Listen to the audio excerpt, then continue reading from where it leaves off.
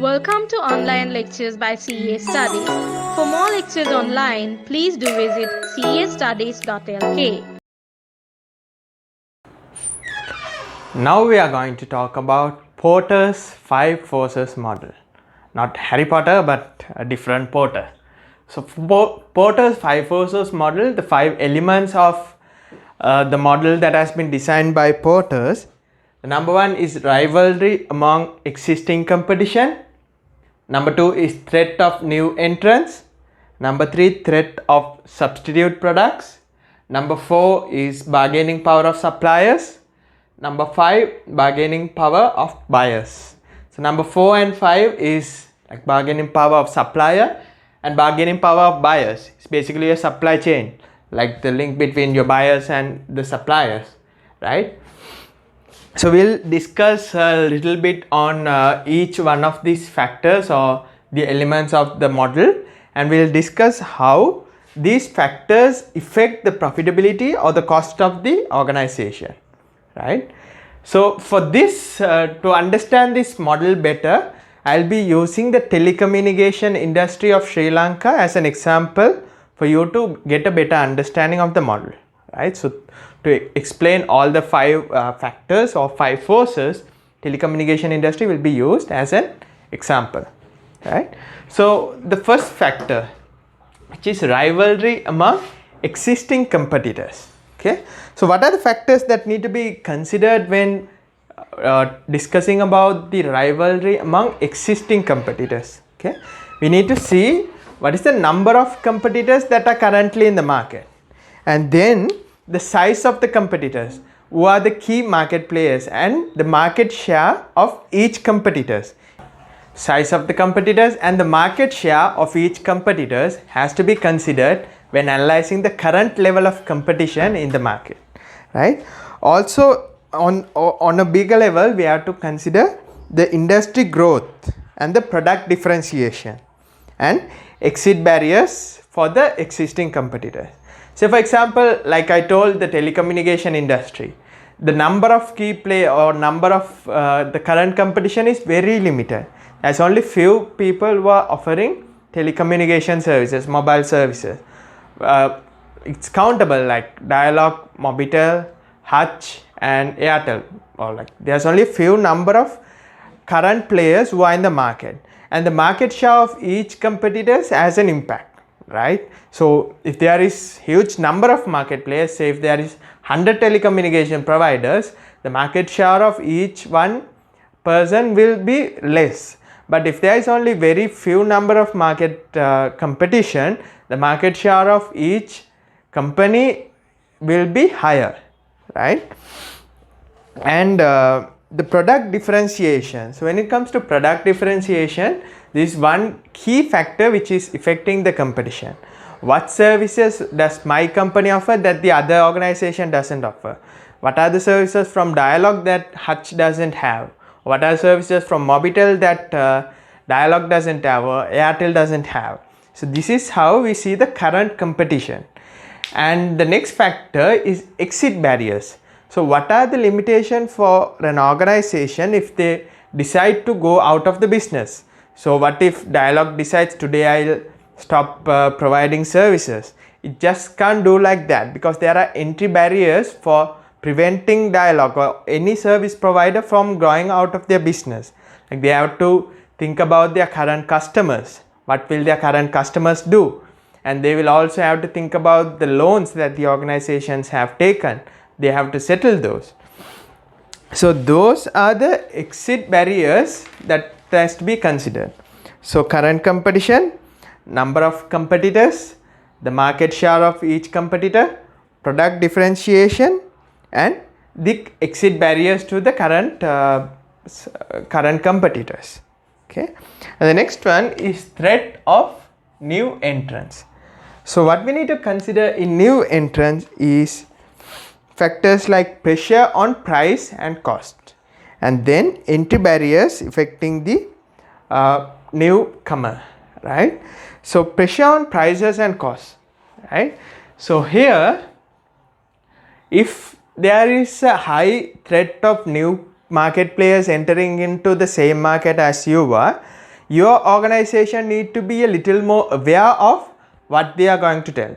For example, telecommunication industry, for mobile price SIMs, few years back or some years back, mobile companies SIM prices were very high. So some SIMs were 500,000 and so on. But when Airtel came into the market, they started offering SIMs free of charge. So because they started to offer the SIMs free of charge, the competitors also has to adapt to the strategy. Okay. So what happens here is, it's a graph like this. Okay.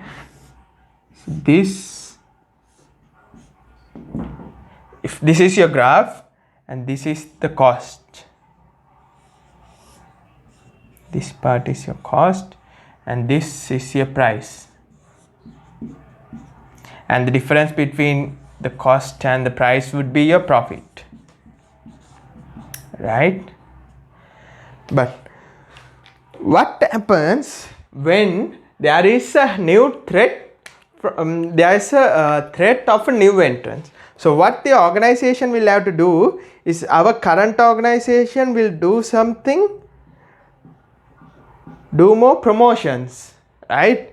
And might offer more discounts, or might reduce the might invest more on their technology, which in turn will increase their cost. So earlier, say if their cost was at 60, now the cost would have been increased. So if the cost is 50, now the cost is 60. And for example, say if the price was earlier 90, because the competitor because to keep up with the competition and maybe to fight with the competition, they might decrease their price, right? So their price will come to 80, right? So what happens here is, earlier their cost was 50 rupees and their selling price was 90 rupees, whereby they had a margin of 40 rupees, right? But now what has happened is, their cost has increased and at the same time their price has also come down. So now the cost is 60, price is 80, whereby the margin is only 20 rupees. So this is the threat of new entrants, right? So now we will talk about entry barriers which are limiting new entrants from coming into the market, right? So the key factor is economies of scale and customer loyalty, capital requirement and cumulative experience, right? So we'll discuss with the same example that we have taken. For telecommunication, one of the key requirement is, when a player wants to enter into the market, is the high expenses that an organization has to incur for capital equipments, for the network, for them to provide network to all the areas. They have to build signal towers, which is a significant investment, right? And then, so that is one of the main entry barrier. And then the customer loyalty. So if you are using one SIM, you might have some problem switching to another SIM. Your number might be changed and you have loyalty benefits like the star points in Dialog, things like that, right? So loyalty also has an impact from you, from shifting from the current product to another product. And then when it comes to cumulative experience or cumulative expertise, so an organization which has been already in the industry might have many years of experience in the industry, but when a new competitor comes in, they come with fresh or with less experience compared to the current player. So the current competition or the current organization has an advantage over the newcomer because of their cumulative experience, right? So those are some of the entry barriers which are affecting threat of new entrants, which are preventing new entrants from coming into the market, right? And the next one is the third one, threat of substitute products. So what we need to see in substitute is, substitute product fulfill the same need, right? So what we need to really consider as under threat of substitute product is, what is the ability to switch to alternatives, right? How, like if you want to switch from one substitute to another substitute, how hard or how easy the process is, right? So for example, one substitute for telecommunication, that is calls. So instead of making calls, you can use a platform like WhatsApp or Zoom these days, right? So here the cost is also low and there are other benefits as well. So what we need to really see is when there is a substitute product, how hard or difficult it is for you to switch from your current product to the other product or to the substitute, right? And so that's with threat of the substitute products. And the fourth one is bargaining power of suppliers, right? So if you are depending on one or two key main suppliers who are delivering your goods, right, then their power of the supplier will be higher, right? And one other factor that affects the bargaining power of the supplier is how many suppliers are out there who are offering similar services. Okay, for example, if there is supplier A and B, both are offering the same service at almost the same price, right? So in that case, the bargaining power of supplier will be very less, because if this supplier doesn't if this supplier starts to bargain, or if they are asking for higher price, you can easily switch to the other supplier, right? Because there are numerous suppliers. Okay, and the other thing you have to consider with the bargaining power of supplier is your ability or the cost that you have to incur to switch from one supplier to the other supplier. Okay, so if you are producing or in the process of manufacturing one specialized good, say for example a medicine, you need to use the same raw materials. You might your ability to switch your raw materials might be a little bit difficult, right? So in that case, the supplier might have a higher bargaining power. So if they increases the price, you might have to take the price increase, right? So higher the bargaining power of the supplier, it will be difficult for you as a to remain competitive, right?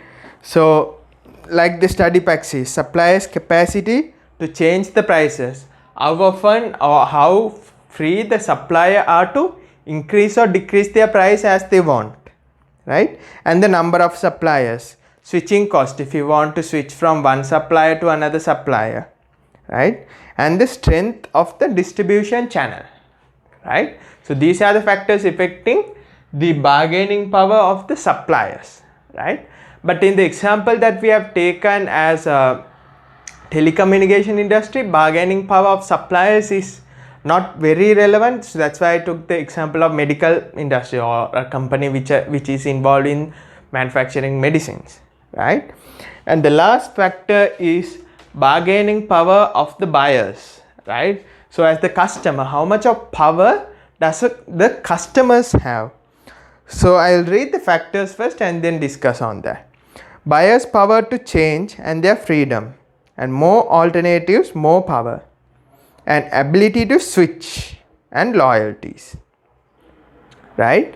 So buyers' power to change is back to the same example of the mobile service provider, right? So if for example I am using a Dialog SIM, but how much of power I have to change to another SIM. So if I decide today that I am going to change my SIM, what are the what kind of limitations are there?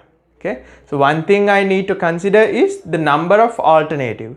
So if there is higher number of alternatives which are offering almost the same product, I won't care much to switch to a different product, right? So if I'm consuming, so for a very simple example, I am buying a good from a grocery shop which is next to my home, right? And in the next day there is another shop which has been opened newly, which is offering almost the same goods and almost the same price. So why would I stick to the same same shop? I might go and try the other shop, right? So how much of power I have? So how organization can control the bargaining power of the customer? One thing is like the loyalty reward, right? So the more loyal the customer is to the organization, the difficult it will be for the customers to switch, and their bargaining power might also be little lower, right? And ability to switch, right? If I'm switching from one product to another product, how hard or difficult the process is. But one factor to be considered, like in the telecommunication industry, if you want to switch from one network to another network, your mobile number might have to be changed, right? So which might limit your ability to switch from one network to the other network, which is a limitation, right? So things like that. So that is all about the Porter's 5 forces model. I'm rereading or recalling the 5 forces again. Number 1 is rivalry among the existing competitors. How many current competitors are there, their market shares, and etc. Number 2, threat of new entrants, the exit barriers to the new entrants to come, and how the pressure on the prices and the cost, as we discussed here. And number 3 is threat of substitute products, the goods or substitutes which satisfy almost the same needs. And number 4 is bargaining power of suppliers, and number 5, bargaining power of buyers, which is basically the supply chain, the chain that is connecting the suppliers and the buyers. So that is all about the Porter's 5 forces model. Thank you for watching the video. Stay tuned with castudies.lk for more lectures online.